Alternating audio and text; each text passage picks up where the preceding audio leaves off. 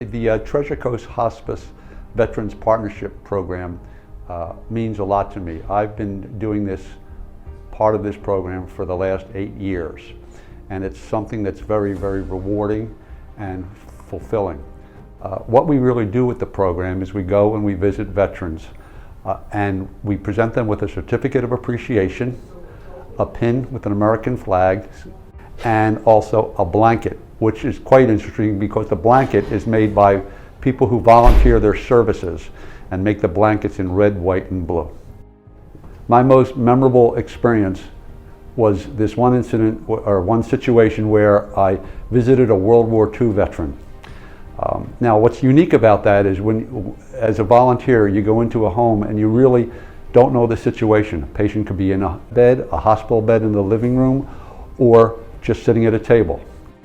So I go into this home, and the fellow's in his 90s, and his wife answers the door, and she says, "Please come in and have a seat." So I sit at the dining room table, and I'm thinking I'm going to go into the bedroom or whatever, and here comes the gentleman out, and he has khaki pants on and a golf shirt. Looks like he's ready to go to lunch.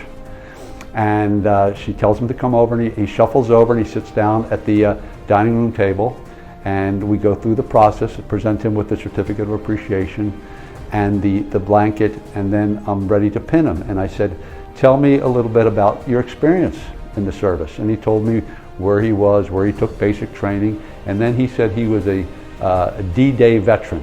And he said as he was riding over on the troop transport, once they got to Omaha Beach, once the ramp went down on the troop transport, he was talking with his friend, and his friend was instantly killed by gunfire.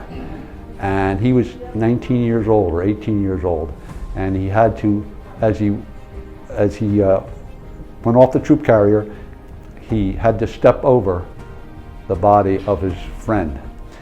And he was continuing to talk, and I looked at his wife, and she looked surprised. And like as with some veterans, there'll be a pause when they talk, and then when I looked back at him, there was tears coming down his cheeks. And he continued his story, and then when he was done telling me, his wife said to him, "Honey, you've never told me that story." And he said, "Well, I didn't feel I had to." It was something he kept in all these years. And that tells you what that told me is how powerful the relationship is between veterans. It's nothing that I did. It's the fact that I was a veteran communicating with another veteran, and there's stories and tales that are told that really add value and relief to some of those veterans.